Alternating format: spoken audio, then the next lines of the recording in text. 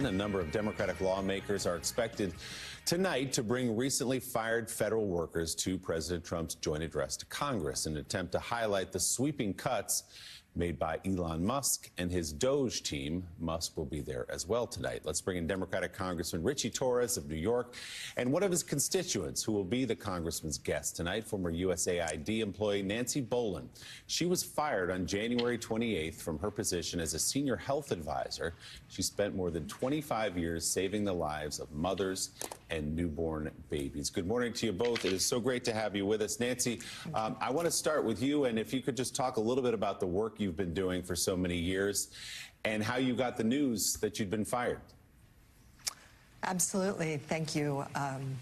I've spent my whole career working to save mothers and babies, both in the United States, in New York City, in the Bronx, and then working for USAID for about 6 years in the Democratic Republic of the Congo and in Washington. And it was a privilege. It was an honor. I worked along really good, kind, smart people who had dedicated their careers to making the world a better place for mothers and babies and families. And so I was specifically working on newborn health, and newborn health is very dire in the world. About 6,000 newborn babies die every day throughout the world, and about 800 mothers. And you can imagine, the impact on families when the mothers die. And most of this mortality is preventable. But thankfully, USAID was able to save about 7.4 million lives in the past 10 years through their work to save mothers and children.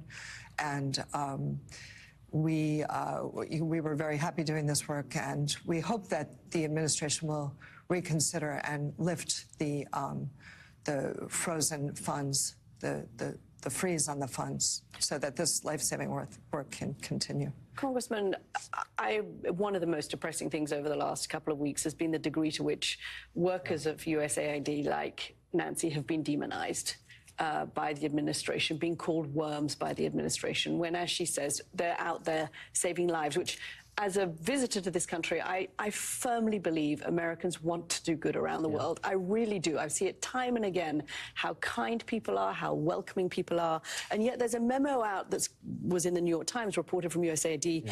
18 million additional cases of malaria, 200,000 children will be paralyzed with polio annually, 1 million children won't be treated for severe malnutrition.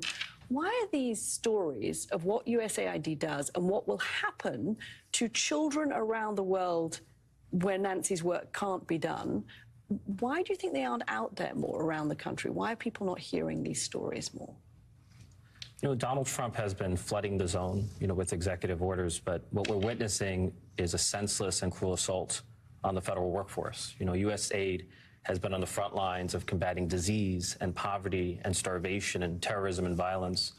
And even though it's done an enormous amount of good for an enormous number of people, you have Elon Musk demonizing the whole organization as a, quote, criminal organization. He's treating federal workers like Nancy Bolan not as human beings, but as objects to be discarded.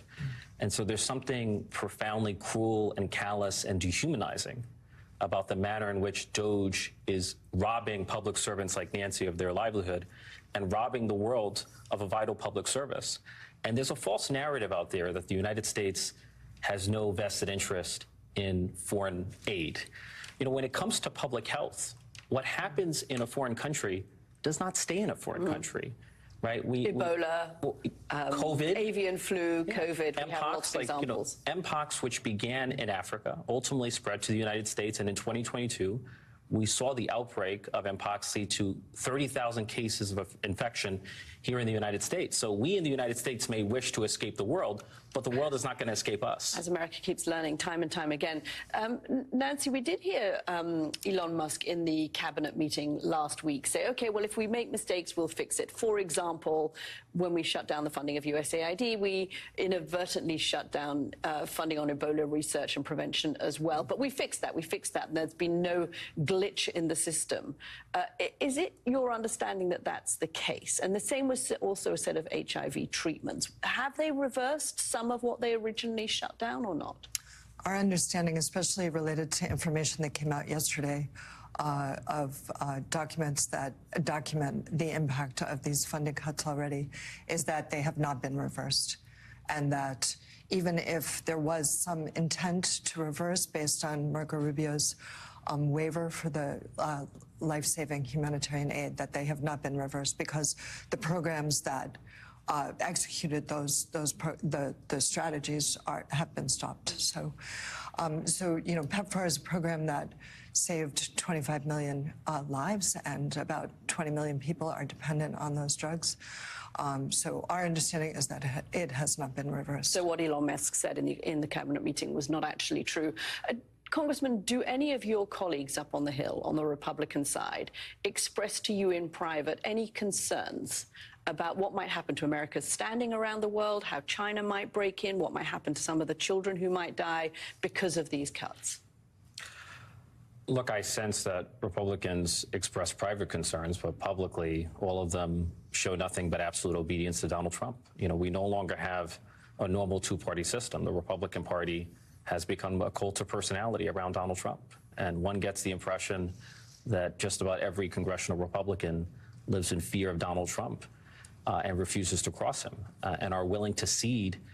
For me, most of what we're seeing is not about Democrat versus Republican. It's about the executive versus the legislature. You know, congressional Republicans are willing to cede congressional power to Donald Trump to an extent that we've never seen before. I mean, Donald Trump claims he has the authority to defund agencies that have been expressly authorized by Congress.